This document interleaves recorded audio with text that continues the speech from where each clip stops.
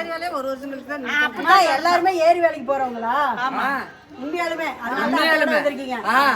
சரி, இது டிஎம்கே ஆட்சிக்கு வந்து, அதாவது ஸ்டாலின் ஆட்சிக்கு வந்தா 150 நாள் வேலையை தரேனாரே, தந்தாரா? வரல. ஸ்டாலின் ஆட்சிக்கு முன்னாடி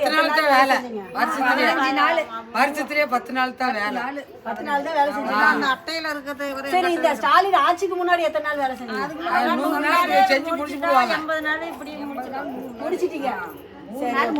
சரி, இப்ப வந்து நீ எத்தனை நாள் வேலை செஞ்ச? 2 நாள், 3 நாள் தான் வருஷத்துலயேவா? ஆமா. அப்ப டிஎம்கே ஆட்சிக்கு வந்ததுல உங்களுக்கு ஏரி வேலையே சரியா கிடைக்கல, கொடுக்கல. ஆதாரத்தோடய கொடுத்துட்டீங்க.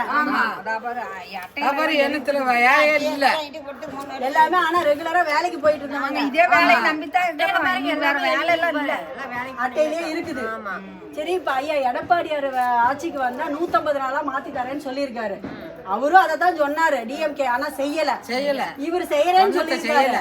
இத நீங்க நம்புறீங்களா? நான் சொன்னதை செய்யல. முகாட்டாளி இவர் வந்தா நான் தருவாருங்கிற நம்பிக்கை இருக்குது. ஏன் இதுக்கு முன்னாடி ஏதாவது செஞ்சிருக்காரு? முன்னாடி வேலை கொடுத்துருக்காங்க. இவங்க எல்லாம் 100 நாள் வேலையும் கொடுத்துருக்காங்க. இந்த அம்மா செஞ்ச திட்டத்தையும் எல்லாம் நிறைவேற்றிட்டாரு. என்னமே குறையலாம் இல்ல. ஆனா இவர் எதுவுமே செய்யல. சரி, இப்ப என்ன பண்ணிருக்காருன்னா, நான் ஒரு திட்டத்தை மட்டும் சொல்றேன், கேட்டுக்கங்க.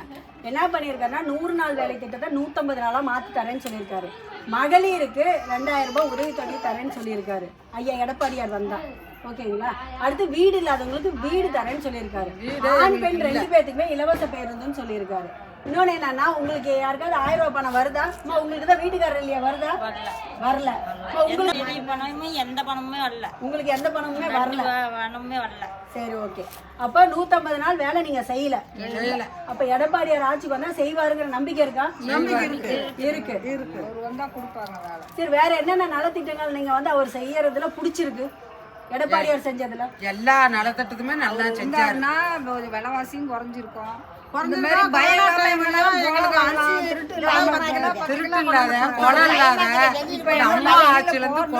கொலை எல்லாமே நடக்குது. கற்பழிப்பு எல்லாமே நடக்குது. கஞ்சா தாராளமா விட்டுக்கிட்டு ஆட்டுறாங்க. தாராளமா அவனு பிள்ளைங்கெல்லாம் குடிச்சுக்கிட்டு தாராளமா.